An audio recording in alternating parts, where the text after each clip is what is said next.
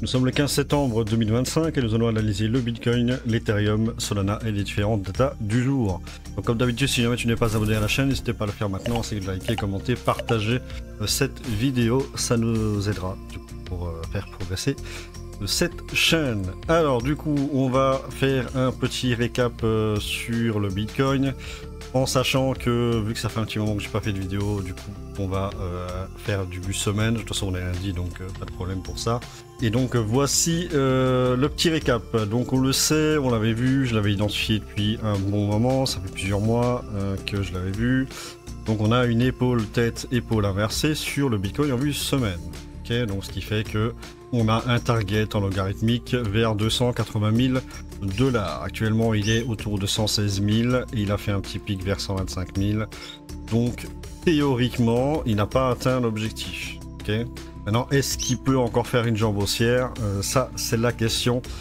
Puisque j'identifie aussi, évidemment, un gros pattern baissier sur le Bitcoin. Okay, puisque nous avons le prix qui monte. Alors, ce qui est bien, c'est qu'on est sur actuellement un canal ascendant depuis 7 novembre 2022, donc ça fait un petit moment déjà.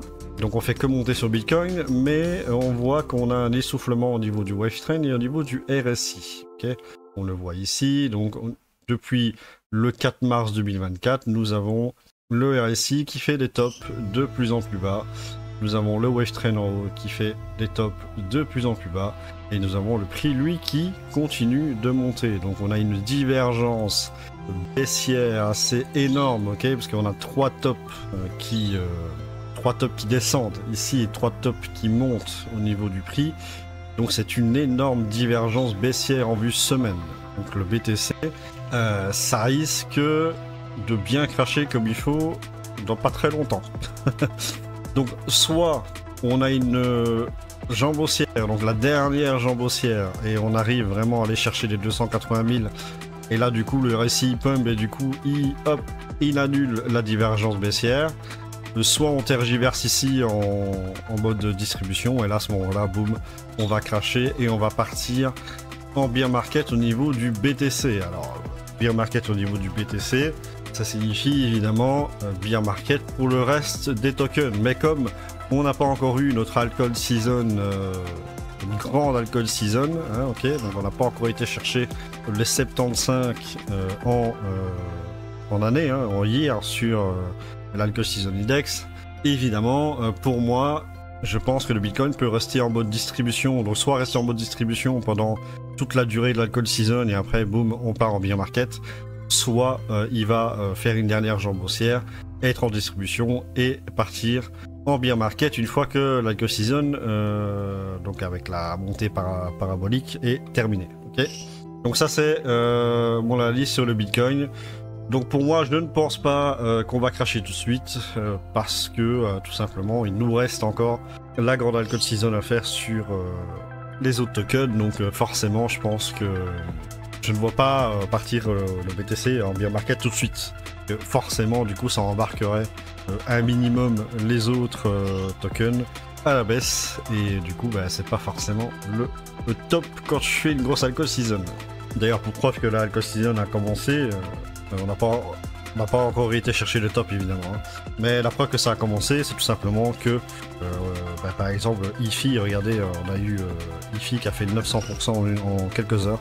Voilà, donc ce genre de performance, c'est le genre de performance que je vous avais parlé il y a déjà des mois, que je vous avais dit que ce genre de performance serait plus courant. Et encore une fois, du coup, j'ai eu raison. Voilà, donc pour BTC, actuellement, on est en attente. On va voir s'il va faire la dernière jambe baissière, s'il va aller chercher l'objectif de 280K ou pas. Voilà, on verra. Dans tous les cas, je pense que... Allez, s'il va chercher le bas du canal ici, comme support, il peut facile aller chercher fin octobre, début novembre. Donc jusque là, il peut très bien les altcoins partir. Ok, les altcoins ils peuvent partir jusque novembre.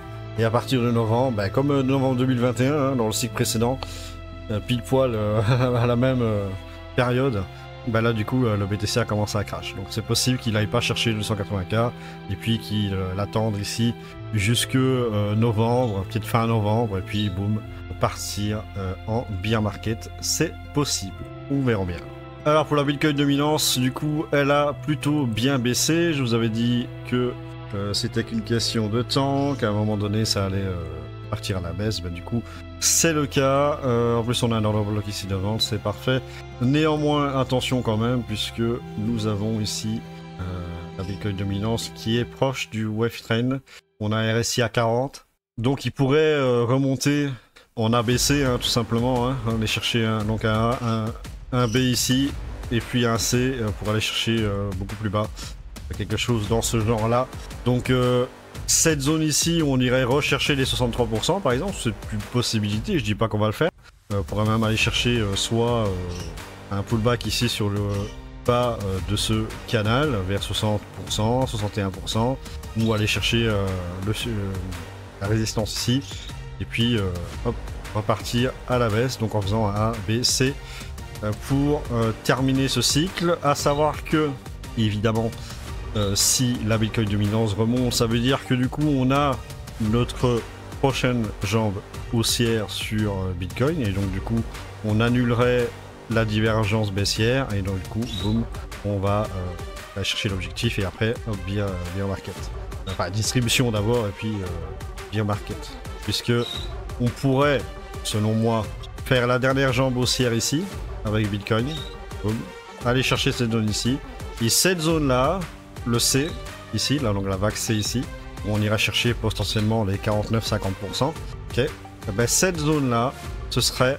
la grande alcool season, là où tous les alcools vont vraiment pump de ouf, de malade mental. Et puis à ce moment là, quand on arrive ici, on repart à la hausse, et donc on repart tout simplement en bear market. Okay, voilà, donc ça pour moi c'est une possibilité. Je vais laisser le ABC ici, parce que bah, ça se peut, voilà, si j'ai raison, bah, du coup là, on va le mettre quelque part ici, voilà, hop, et puis on ira chercher peut-être cette zone ici. Donc moi je verrais bien quelque chose comme ça, ce serait cohérent par rapport au BTC, ce serait cohérent par rapport aux alcools, ce serait cohérent par rapport au cycle, donc pour moi c'est quelque chose de tout à fait envisageable. Pour Ethereum, du coup, il a explosé ici, hein, il y a déjà quelques semaines, le 4 août 2025. Il a explosé la fameuse résistance où on avait du mal. Cependant, il a fait un tout petit ATH de pas grand-chose. Hein, si on prend, regardez, si on prend le terme de pourcentage, il a fait un petit 1,90%. Supplémentaire, donc clairement ETH pour moi c'est pas fini, En plus on a que deux sommets ici, alors oui techniquement on pourrait parler de divergence baissière sur ces deux sommets là. Ok, entre ce sommet ici et ce sommet là, il y a une divergence baissière, mais on a que deux sommets, donc on peut aller chercher 2, 3, 4 sommets peut-être, comme le Bitcoin, peut-être, on verra. Dans tous les cas, pour moi, on pourrait partir probablement chercher au moins 6000, voire 7000 $ pour Ethereum. Pour la fin de ce cycle, ça me paraît pas déconnant, peut-être même un peu plus, 8000 $. Allez, je dirais facile entre 6 et 8000. Voilà, 6 et 8000 $ pour Ethereum paraît, je pense, plus que raisonnable à ce niveau-là. En plus, maintenant, la résistance ici qui a duré un sacré paquet de temps, hein, vu qu'elle dure depuis le 19 avril 2021, donc depuis le dernier cycle en réalité. Cette résistance, elle a tenu pendant 4 ans. 4 ans et demi. Hein. Donc, ce qui est génial maintenant, c'est que c'est un support. Et oui, donc la résistance a été break, donc maintenant c'est devenu un support. Ce support-là risque de devenir extrêmement puissant, donc voilà, ça m'étonnerait quand même qu'on redescende en dessous du premier coup.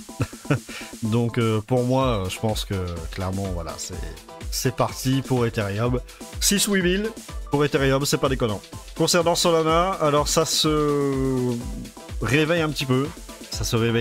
Alors ça a du retard par rapport à Ethereum, hein, très clairement.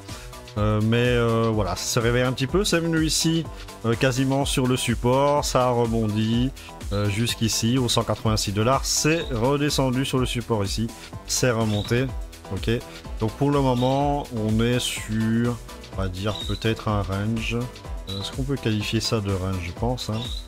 On va le tracer. Voilà. On est sur un range ici. On le met sur le support. Donc on voit ici que tout simplement sur le support ici, bah, du coup on a le bas du range et le support en haut, bah, du coup on a le haut du range. Voilà, donc c'est un range que je pense a été créé en mars 2024 aussi, donc ça commence à dater.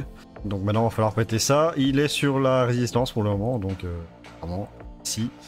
Solana. Alors si Solana arrive quand même à péter cette résistance, que du coup elle s'en sert comme support, je pense que Solana on peut espérer, voilà, si ça va chercher le haut du canal, ce serait 700-800 $. Maintenant attention, hein, parce que c'est quand même un canal assez important en taille. Allez, je dirais entre 400 et 800. 400 et 800, ça me paraît pas déconnant pour Solana.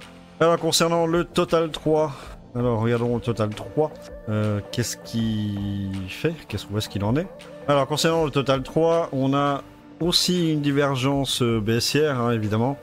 Concernant ce Total 3, on a un léger top ici, 1,16 T.